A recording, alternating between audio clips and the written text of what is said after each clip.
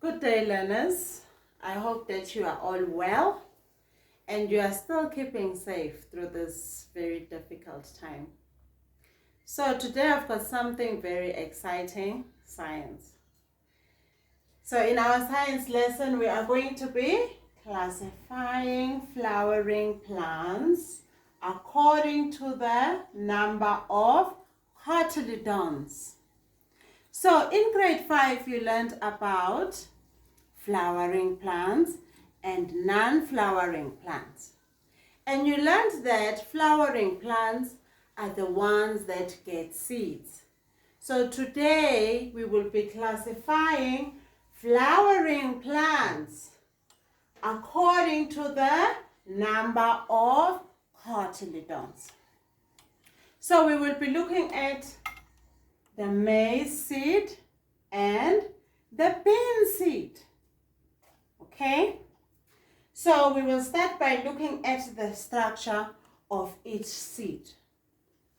So when we are talking about a monocotyledon, we are talking about mono means one.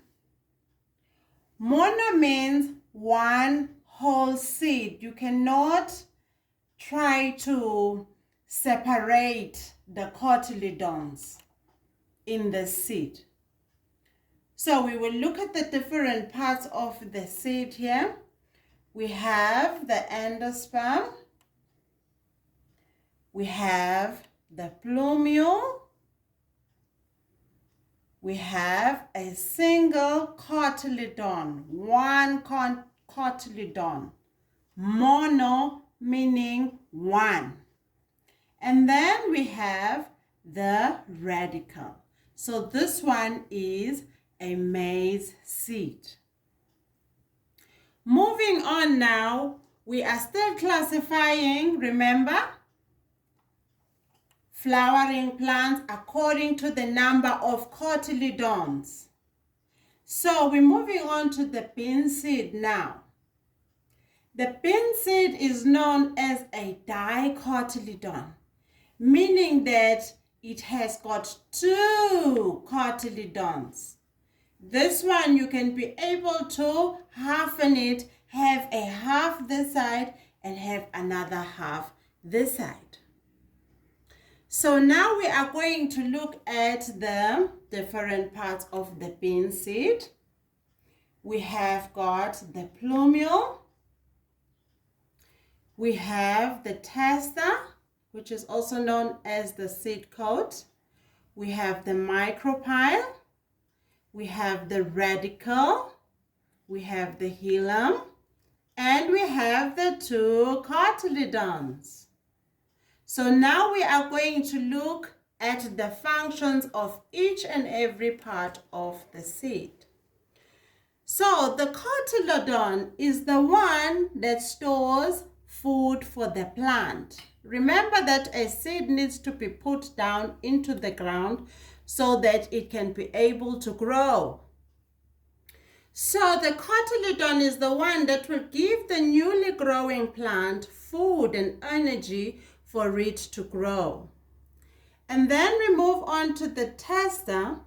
The tester is the one that covers the seed. It protects the seed from the agencies of seed germination, which is oxygen, warmth, and moisture. So if the seed is protected, it will not germinate anyway. And then we move on to the plumeal. The plumeal is the one that develops into the shoot. The shoot meaning the leaves. It's the one that comes out. And then the radicle is the one that develops into the roots. It goes down into the soil. And then the micropyle here is a small little opening that allows gases and water to enter during seed germination which is what we are going to learn later in the topic. Okay, so now I would like us to look closely at what Miss Littler was trying to talk about when we were viewing the chart.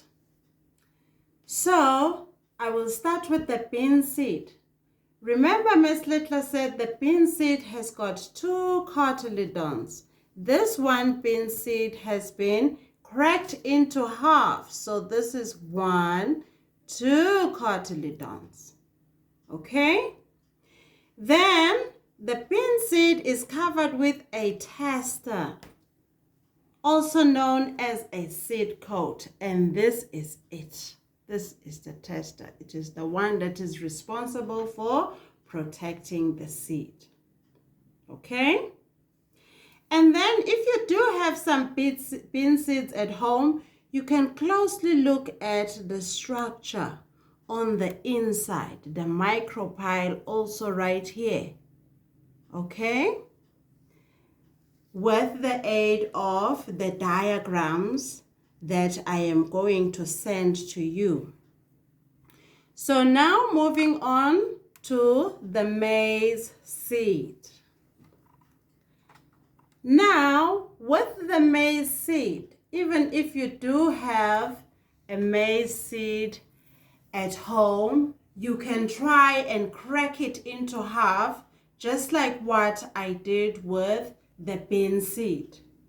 And you will find out that you cannot do it unless you take a stone and crush it. But it is just made up of one whole seed. So even with the maize seed, look at it closely if you do have it at home, and then you will see the different parts of the maize seed. Or even the boiled maize seed, you can strip it and you can look at the different parts on the inside. So I hope that you have enjoyed today's lesson.